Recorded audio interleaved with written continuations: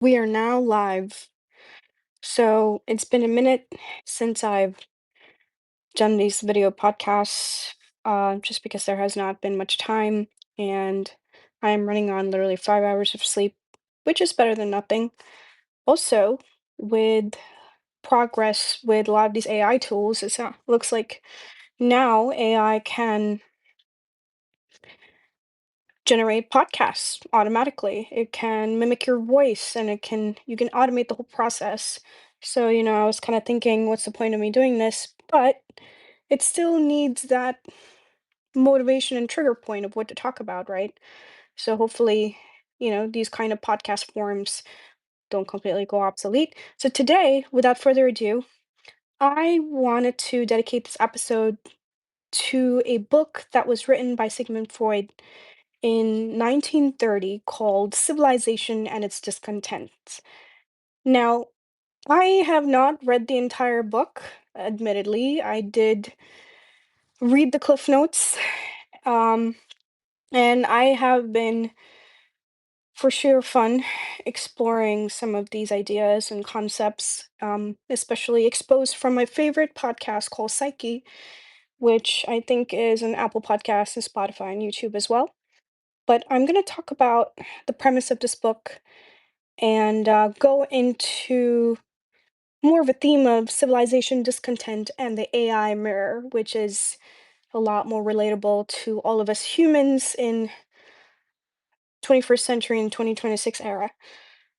So, Civilization and Its Discontents is a 1930 book written by, well, Freud was Austrian. It is regarded as one of his most influential works. I know I absolutely understand that Freud is controversial as well.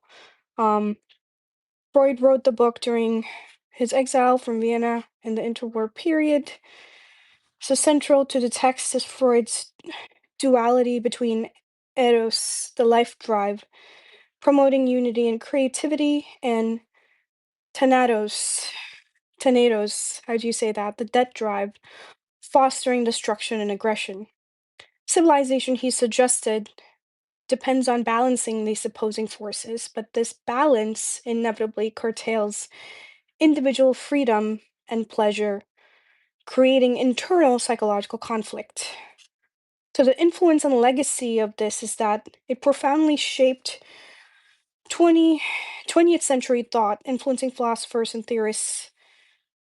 It remains central to debates about repression, social conformity, and the cost of progress, bridging psychoanalysis, philosophy, and cultural criticism. So, it explores the tension between individual instinctual drives and the demands of social life, proposing that this conflict produces a pervasive sense of dissatisfaction within modern civilization. The book remains a cornerstone of psychoanalytic cultural criticism. So imagine taking a human from 5,000 years ago, dropping them into modern life. You show them skyscrapers, smartphones, artificial intelligence, antibiotics, streaming platforms, food delivered in 11 minutes by someone on an e bike named Kevin. And you'd probably assume your civilization must be deeply happy. But then they scroll social media for 15 minutes and watch three people have nervous breakdowns over productivity, dating, politics, and oat milk. And I am guilty of scrolling through social media as well, admittedly, especially on days where you have the flu and you're bedridden. And suddenly the illusion cracks because modern civilization has achieved extraordinary external power while many people internally feel anxious, lonely, numb, fragmented, overstimulated, and spiritually untethered. And this is very true. So, nearly a century ago, Freud tried to explain why. His answer was uncomfortable. Maybe civilization itself creates psychological suffering. And today, in the age of AI, that question becomes even sharper because artificial intelligence may not just automate work, it may automate civilization's deepest tensions. So, first, the human animal. Freud believed humans are not naturally peaceful, rational creatures. Underneath the polished LinkedIn profiles and apartment mood lighting, we are still animals with ancient drives. We want pleasure, status, sex, power, recognition, comfort, freedom, and sometimes revenge, domination, destruction. Civilization exists to restrain those impulses. That restraint creates laws, institutions, stability, cooperation, but also repression, guilt, frustration, psychological tension. So Freud's core argument is devastatingly simple. The very thing that protects us also constrains us. Civilization is like a magnificent cathedral built over a volcano. The floor is marble, the magma is still magma. Number two, why people aren't satisfied. Freud thought humans are trapped between two forces: the pleasure principle, I want what feels good right now, and the reality principle, you have rent due Thursday. Civilization demands delayed gratification. You can't say everything you think, pursue every desire, attack everyone who insults you online, abandon responsibility whenever discomfort appears. So instinct gets compressed. And according to Freud, compressed instinct doesn't disappear, it leaks. It leaks into anxiety, compulsions, addictions, resentments, fantasies, tribalism, projection.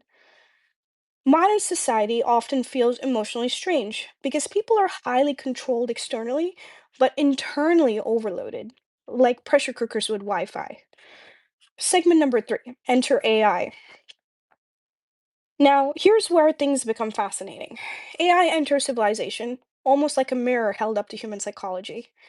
Because AI doesn't emerge from outside civilization, it emerges from us. It is a mirror of us, right? It reflects our desires, incentives, fears, attention patterns, ambitions, biases, loneliness.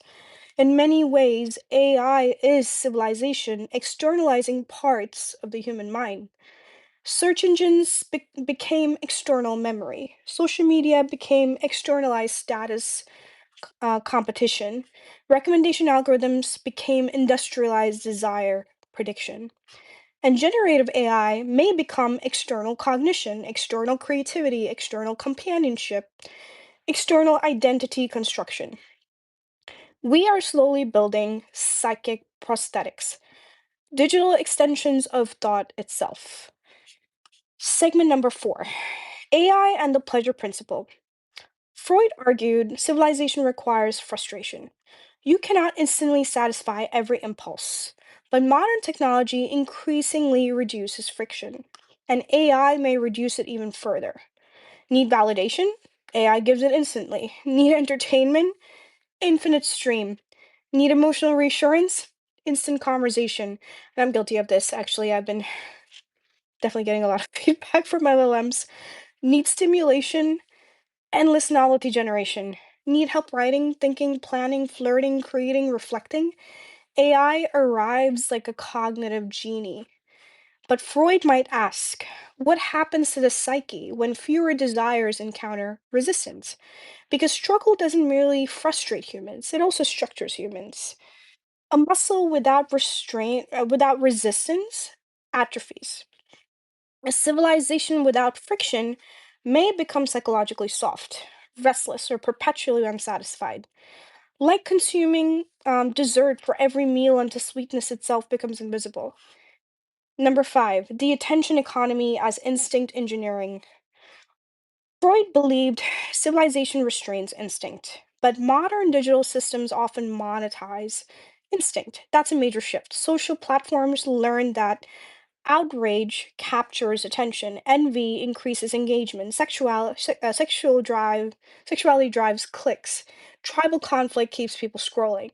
The result is strange. Civilization publicly promotes self-control, while parts of the digital economy profit from dysregulation. AI supercharges this. Algorithms become increasingly capable of predicting emotional triggers, behavioral patterns, vulnerabilities, desires before conscious awareness. In other words, Civilization is developing systems that understand human impulses at industrial scale. The psyche is no longer just being studied, it's being optimized against. Segment 6, the superego goes digital. So Freud talked about the superego, the internal moral voice that judges us. But today, the superego is no longer only internal, it's networked. Social media created permanent visibility, performative identity, endless comparison, ambient judgment. Now AI amplifies this dynamic. Your productivity can always improve, your image can always be refined, your communication can always be optimized. So the machine whispers become more efficient, become more desirable, become more marketable, become more optimized. And suddenly the superego no longer sounds like your parents. It sounds like a productivity app wearing a turtleneck. Segment number 7, loneliness in a hyper-connected world. Freud believed human relationships are one of the greatest sources of suffering. And despite unprecedented digital connection, loneliness remains widespread. Why? Because information exchange is not the same as intimacy. AI may deepen this paradox. People may increasingly form emotional relationship with systems that never reject them, never abandon them, never become emotionally unavailable, never demand reciprocity. And that raises a profound question. A profound question. What happens when emotional simulation becomes psychologically satisfying enough to compete with imperfect humans? Because real intimacy involves unpredictability, sacrifice, misunderstanding, vulnerability, mutual transformation. Human relationships are difficult partly because they involve encountering another consciousness you cannot fully control.